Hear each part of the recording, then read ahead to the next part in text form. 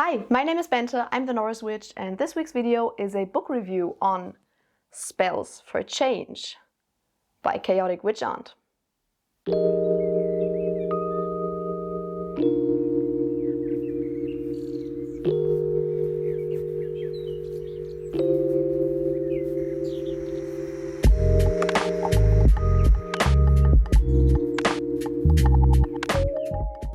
So, before we start out this video, let me quickly shout out my patrons.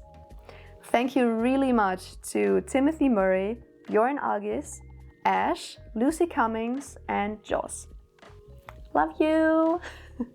And now, off to the video.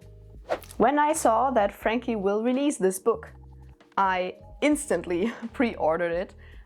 I was pretty happy that I could pre-order it because normally books are released in the US first and then at some point they will be available in the EU. So I was really happy that it was instantly available in Germany. So I pre-ordered it and I got it in October 16th, something like that, I think. And I read it within, I think, a week or so. It didn't really take me long to read it. But as some of you may know, I launched my new online shop.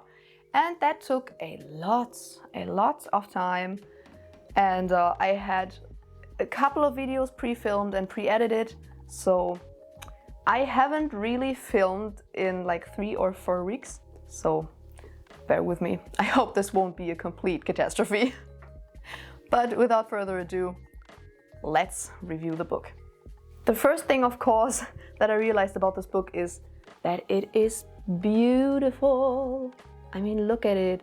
It's so beautifully illustrated. Let me quickly... I mean, even the contents page is very pretty. There are so many beautiful illustrations in this book. I really loved it. I just love looking at it. It's really aesthetically pleasing. So that was, of course, the first thing that I realized when I saw the cover. I really love that it's hardcover because, I mean, most books aren't hardcover. And I just think they feel much better. They feel more expensive, and it wasn't expensive. That's also something that I really liked. It wasn't expensive, especially for hardcover. Hardcover books are normally much more expensive, I feel like. So that was really nice to see. The second thing that I really liked in general about the book is its inclusive language. I didn't really expect anything else from Frankie, to be honest. I was expecting that the language of the book would be pretty inclusive. There were just some things that you expect from a book by Frankie. And that was one of the things that I personally expected, and I got it, and I was really happy about it. In my opinion, the book covers all foundational beginner topics. Of course, that's really subjective, but in my opinion, everything that a beginner should know to start out with witchcraft is in this book. That is something I really liked because there were also topics in there that are usually not covered that are really important to me. There's, for example, a big topic on meditation in there. There's even something like setting boundaries for yourself as a type of protection magic, which I think is really cool to see because such mundane things are also really important. And if you, like, as an example, if you don't set boundaries for yourself, then maybe you should start with that before casting a protection spell, you know what I mean? Other topics that are usually not covered in books or that get overlooked that are in this book are, for example, cultural appropriation, the typical topics White Sage and Palo Santo, and decolonizing your craft, topics like that. If you are familiar with Frankie's content online, then you will know that that's, I think, a topic that's really important to them. So that was also something that I expected, and I was really glad to see because I think that was the first witchcraft book that I read that actually included a topic on cultural appropriation.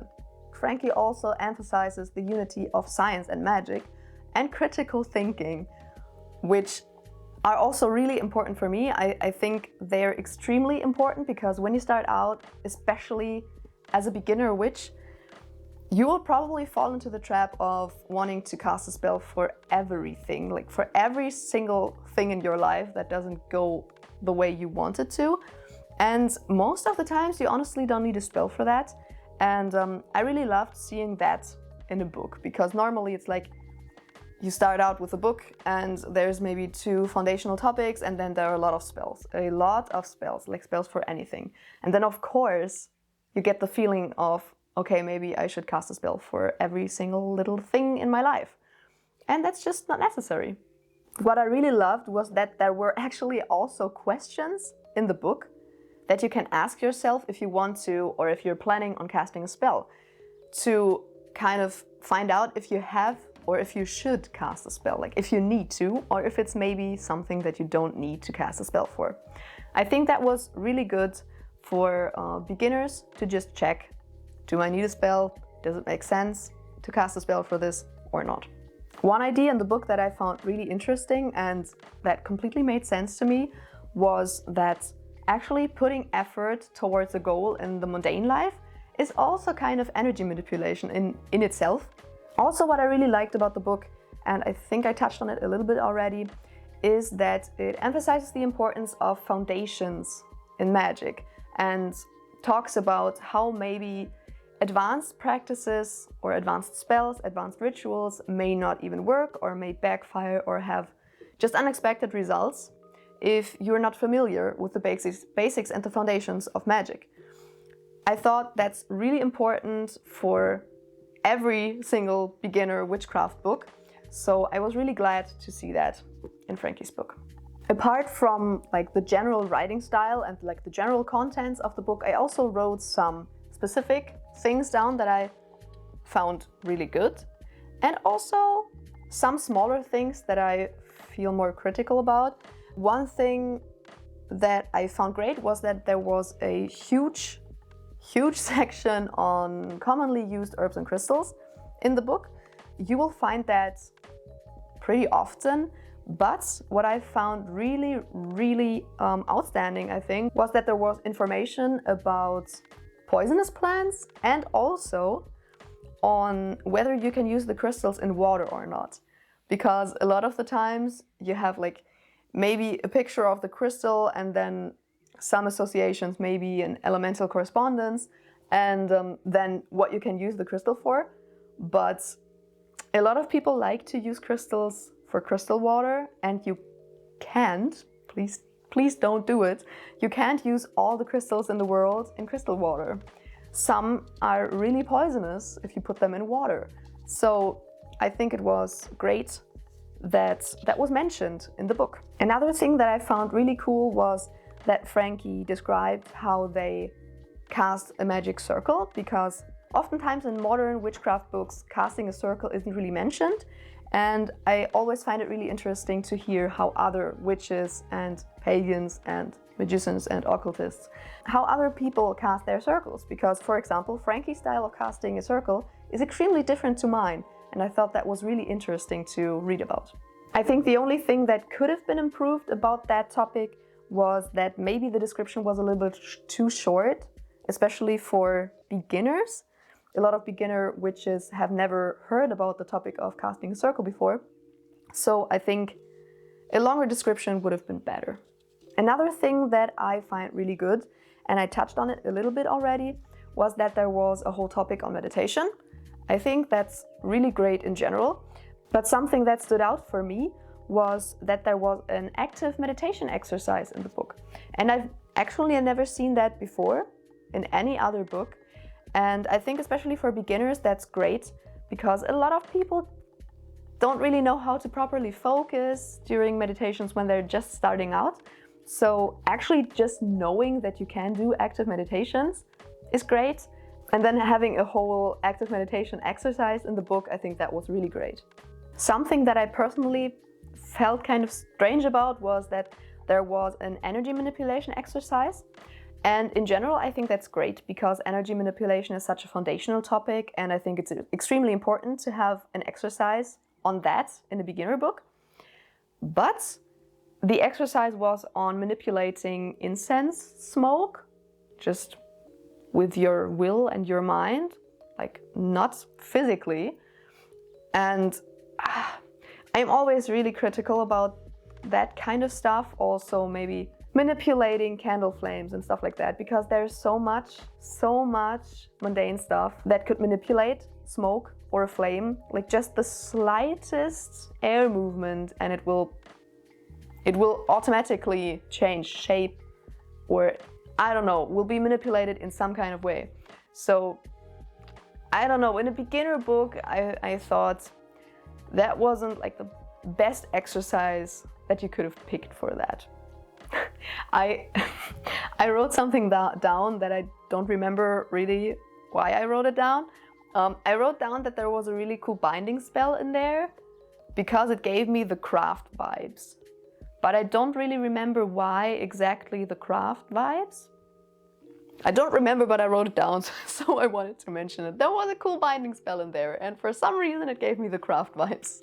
Yeah, and in general there are just a lot of great spell ideas. I really enjoyed all of them, and I think it wasn't too much. Like, a lot of books are like maybe 30% foundational topics and then like 70% spells, and I usually skip the spells because I don't really use spells from books. I always write my own spells, so I usually skip the spells.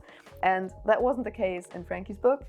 There wasn't too many spells, but there were enough spells. So, and they were great in general. I really enjoyed the ideas. So those were my general thoughts on Spells for Change by Chaotic Witch Aunt. In general, I would really recommend this book to any beginner witch. It covers, as I said, all the foundational topics that, in my opinion, you should know about. I personally didn't really learn that many new, like, groundbreaking ideas or concepts. It probably still is a great book, even for advanced witches to read. I still enjoyed reading it, even though I didn't really learn any groundbreaking new concepts. And it's beautiful, it's so pretty. Yeah, so if you want to like refresh any foundational topics, or maybe at the beginning of your journey you missed some foundational topics, possible, I would still recommend it. I don't really know, honestly, if it's supposed to be only a beginner's book, because it doesn't say that on the back or anything like that. It feels like a beginner book to me, but I still would recommend it even to advanced witches. I think it's still really fun to read, and there are a lot of really cool spell ideas in there. So, did you already read Spells for Change? If yes, then please tell me in the comments what you thought about it. So, as always, I hope you enjoyed the video. If you did, feel free to subscribe and give a thumbs up, and maybe follow me or my online shop on Instagram. And maybe if you really enjoy my content in general, then maybe you want to consider becoming my patron. We have a really nice small community over there already, which is really fun. And I will see you in the next video. Bye!